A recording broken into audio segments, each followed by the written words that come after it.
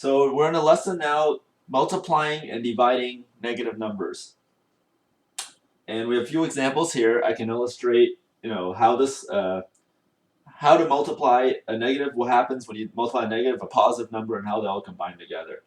So first example here, we have negative 4 times negative 3.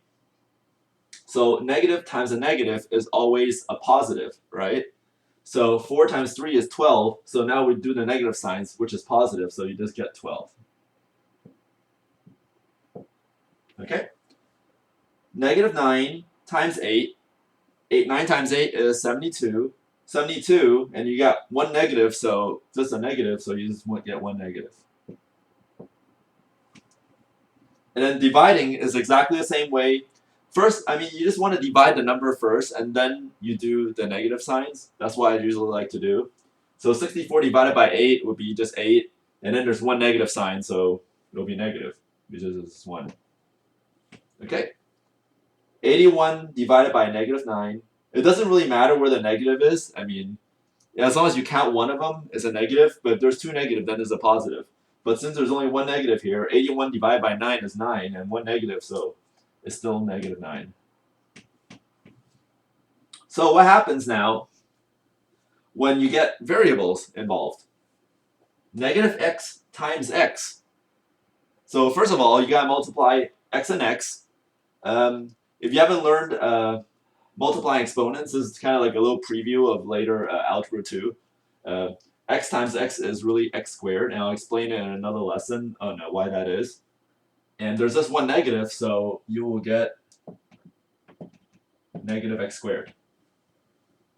So in here, you have x divided by negative x. X divided by x is just anything you divide by itself is just 1, right? And you have a negative, so it's just negative 1.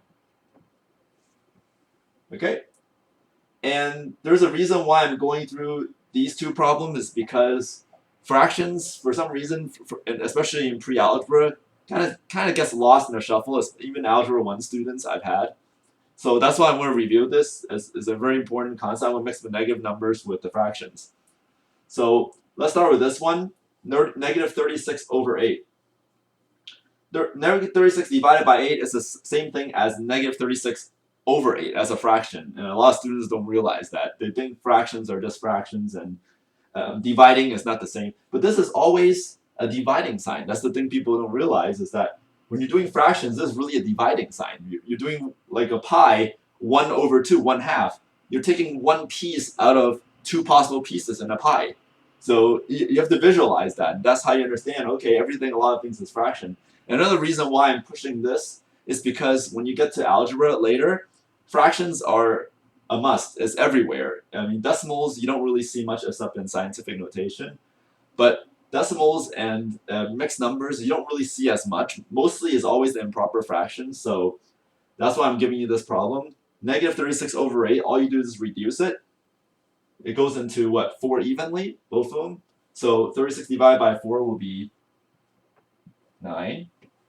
8 divided by 4 will be 2. And then how many negative signs? Just 1. So 1. Negative 9/2. So that's the answer. And then this problem, you have negative 45 times 1 over 20. Okay? So how do you multiply that? Well, if you remember the fractions, when you're multiplying a whole number and a fraction, you remember there's always over 1. And you just multiply across. So negative 45 times 1, 1 times 20. So you get 45 over 20. And then you have to reduce that, right?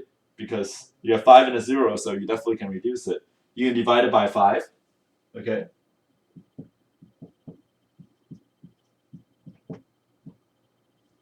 And you'll get 9/4. And let's count the negative right there. And the answer will be negative 9/4. Please let me know if you have any questions about anything. I'll move on next plan.